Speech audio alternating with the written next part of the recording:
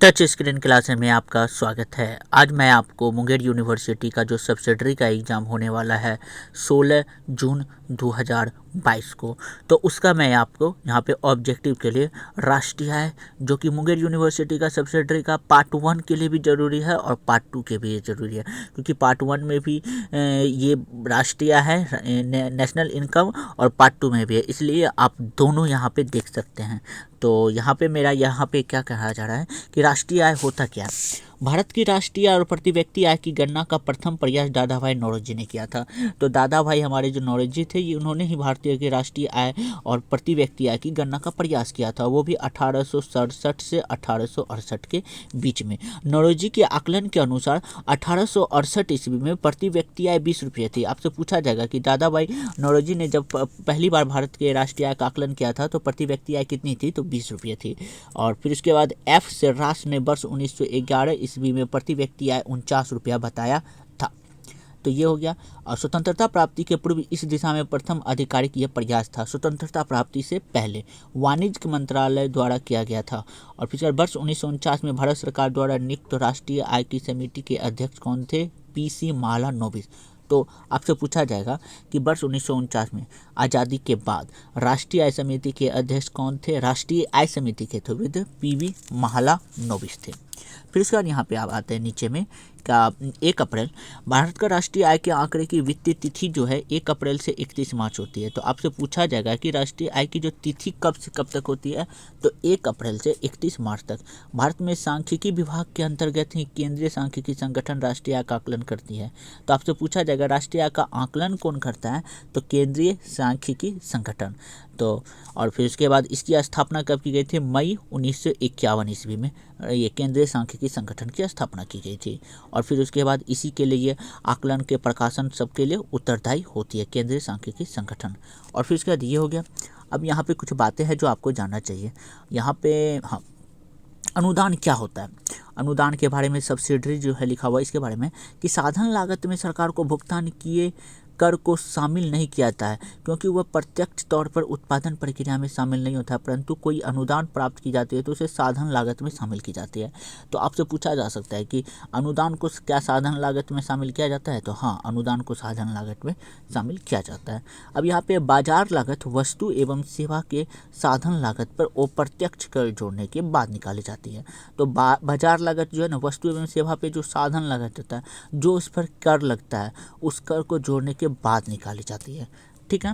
अब यहाँ पे क्या जो इम्पोर्टेंट पॉइंट है हमने उसमें ही अंडरलाइन किया है, तो आप लोग उतना ही पढ़िए, आपका आसानी से इससे 5 नंबर का कम से कम आपका आ ही जाएगा राष्ट्रीय आय से, नेशनल इनकम से, और आपका 5 ऑब्जेक्टिव बन जाएगा। इसलिए कृपया कर ध्यान से सुन लें। सकल मूल्य वर्धन को सामान्यतः उत्पाद के मूल्य माध्यमिक वस्तुओं के उपभोग के रूप में परिभाषित किया जाता है। ठीक है। भारत की आधारिक तौर पर राष्ट्रीय आय की गणना सघन लागत पर किया जाता है। किस पर किया जाता है भारत की राष्ट्रीय आय की गणना, सघन लागत पर, जिसको फैक्टर कॉस्ट कहा जाता है। जनवरी 2015 ईस्वी में केंद्रीय सांख्यिकी संगठन द्वारा राष्ट्रीय आय की गणना बाजार मूल्य पर की जा रही थी। तो बाजार मूल्य पर कब की जा रही थी, 2015 में, जो वास्तव में बाजार लागत पर थी। सकल मूल्य वर्धन के उत्पाद करों और शामिल करने के बाद बाजार मूल्य होता है। उत्पादन कर केंद्र और राज्यों के अप्रत्यक्ष कर है। ठीक है, यहाँ पे हो गया। अब इसके बाद किसी देश की आर्थिक विकास का सही सूचक स्थिर कीमत पर आय, राष्ट्रीय आय होता है, कि आखिर देश जो है हमारा विकास कर रहा है कि नहीं कर रहा है, इसका आधार हम राष्ट्रीय आय पे निकालते हैं। और फिर उसके बाद यहाँ पे लिखा हुआ है राष्ट्रीय आय की गणना का उत्पाद जो है पद्धति और आय पद्धति दोनों का सहारा लिया जाता है उसकी गणना के लिए। और फिर इसके बाद है यहाँ पे घरेलू उत्पाद जो होता है, घरेलू आय में निवासियों का हिस्सा होता है, प्लस में घरेलू आय में गैर निवासियों का भी हिस्सा होता है। यही आपका घरेलू आय कहलाता है। इसमें जो उन पे निवास करते हैं उनका भी, और उसके बाद गैर निवास करने वाला का भी हिस्सा होता है। जब किसी धारणा के साथ सकल जुड़ा हो तो उसका मतलब यह है कि स्थिर पूंजी उपभोग या ह्रास को घटाया नहीं गया है। ये बहुत इंपॉर्टेंट है, जो कि आपको ये समझना चाहिए कि राष्ट्रीय उत्पाद क्या है। पहले हम राष्ट्रीय उत्पाद को पहले समझते हैं। किसी देश के आर्थिक सीमा के भीतर तथा बाहर निवासियों द्वारा अर्जित आय को राष्ट्रीय उत्पाद या सकल राष्ट्रीय उत्पाद कहते हैं। राष्ट्रीय आय जो है वह घरेलू आय माइनस में शेष विश्व के भुगतान की आय साधन आय प्लस में शेष विश्व के प्राप्त की गई साधन आय या घरेलू आय और माइनस में शेष विश्व के निवल प्राप्ति, तो उसके तहत ये प्राप्त होता है। जब किसी धारणा के साथ सकल जुड़ा हो, इसका ये मतलब है कि स्थिर पूंजी उपभोग या ह्रास को घटाया नहीं किया। अगर सकल जुड़ा हुआ रहता है तो वो ह्रास को नहीं घटाया जाता। जब किसी सकल धारणा को स्थिर पूंजी से उपभोग या ह्रास को मूल्य को घटा देते हैं तो वह निवल ही शुद्ध प्राप्त होती है। अगर जो ह्रास होता है, जो हमको हानि हो जाती है, उसको हटा देते हैं तो वह शुद्ध लाभ हमें प्राप्त होता है। ठीक है, अब इस तरफ चलाते हैं। यहाँ पे आपका क्या छूटा हुआ था? हाँ, सघन घरेलू। सघन लागत में सरकार के भुगतान किए गए कर को शामिल नहीं किया जाता है, क्योंकि वह प्रत्यक्ष तौर पर उत्पादन प्रक्रिया में शामिल नहीं होता, परंतु यदि कोई अनुदान प्राप्त की जाती है तो उसे साधन लागत में शामिल किया जाता है। ठीक है, और फिर उसके बाद यहाँ पे लिखा हुआ है CSO द्वारा फरवरी 2015 में जारी निर्देश के अनुसार सघन लागत का व्यक्त GDP राष्ट्रीय आय को नहीं प्रदर्शित करता है, वो GDP राष्ट्रीय आय को प्रदर्शित नहीं करता है। अब है यहाँ पे PPP आपका फुल फॉर्म बहुत ज़्यादा पूछता है। हाँ, आप लोग फुल फॉर्म बहुत ज़्यादा याद करके लाइएगा। परचेजिंग पावर पैरिटी, ये बहुत ज़्यादा है। और PPF है 2015 से 16 में कार्य शक्ति क्षमता PP के आधार पर IMF ने भारत की दुनिया की तीसरी सबसे बड़ी अर्थव्यवस्था बताया था। और फिर इसके बाद इस आधार पर चीन पहले स्थान पर, USA दूसरे स्थान वाली अर्थव्यवस्था है। भारतीय मुद्रा के विनिमय दर के आधार पर भारत दुनिया की 7 सबसे बड़ी अर्थव्यवस्था है। और यहाँ पे लिखा हुआ है सघन लागत का राष्ट्रीय आय NNP जो कि मार्केट प्राइस पे होना चाहिए, और माइनस में अप्रत्यक्ष कर और प्लस में अनुदान। जहाँ पे NNP जो है उसका फुल फॉर्म हम आपको यहाँ पे बता देते हैं। नेशनल इनकम होता है NNP का, नेशनल इनकम होता है। ठीक है, आई थिंक समझने में आप लोग को कोई दिक्कत नहीं है यहाँ पे। और कुछ आपको फुल फॉर्म यहाँ पे बता देते हैं। पहले तो NNP का फुल फॉर्म होता है नेशनल प्रोडक्ट। ये सकल राष्ट्रीय आय के उत्पाद में मूल्य कटौती को घटाने के बाद जो आय बचती है उस अर्थव्यवस्था को शुद्ध राष्ट्रीय उत्पाद कहते हैं। तो NNP = GNP और माइनस में क्या होता है? ह्रास होता है। और NDP जो होता है नेशनल, और इसमें एक मिनट यहाँ पे हम देख लेते हैं। NDP का फुल फॉर्म क्या होता है? नेट डोमेस्टिक प्रोडक्ट होता है। और net domestic product = GDP, gross domestic product minus में ह्रास को घटा देंगे तो नेट डोमेस्टिक प्रोडक्ट मिलेगा। भारत में मूल्य कटौती दर का निर्धारण केंद्रीय वाणिज्य एवं उद्योग मंत्रालय द्वारा किया जाता है। तो ये आपसे पूछ सकता है कि मूल्य कटौती की दर का निर्धारण किसे करता है। ओके, और इसे तो अब बाकी आप लोग पढ़ लेना। और यहाँ पे हम कुछ एक भारत में पूंजी निर्माण संबंधी आंकड़े CSO द्वारा CSO द्वारा तैयार की जाती है, RBI द्वारा नहीं। पूंजी निर्माण के संबंधी आंकड़े। अब सकल घरेलू आय GNI को ह्रास को हटा दे तो NNI को ज्ञात होगी, जिसे हम राष्ट्रीय आय कहते हैं। और फिर इसका विश्व में GDP में भारत का अंशदान जो है 7% है, औसतन 7% है।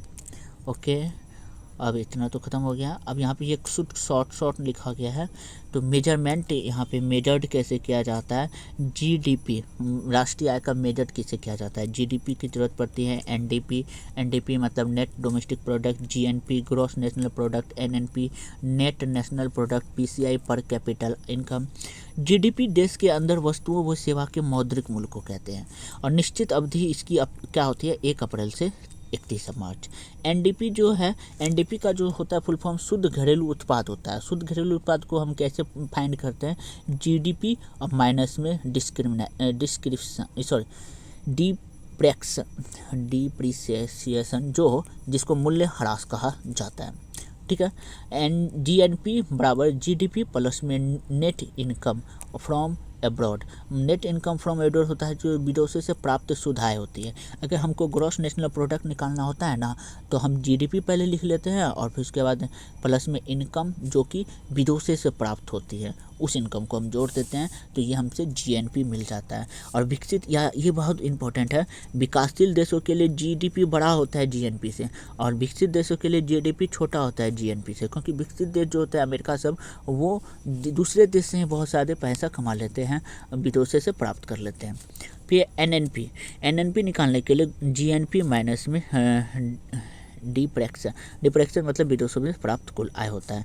इसलिए PCCI = NNP बाय पॉपुलेशन। और GDP और NDP का जो है मात्रात्मक सूचना देती है। और यहाँ पे है GDP और NDP गुणात्मक व मात्रात्मक बाह्य क्षेत्र के बारे में जानकारी देती है। GDP की गणना जो है सेंट्रल स्टैटिक ऑफिस के द्वारा किया जाता है। और CSO जो कि एक मिनिस्ट्री ऑफ द स्टैटिक्स है, प्रोग्राम है, फैक्टर्स है, और बस इतना ही है।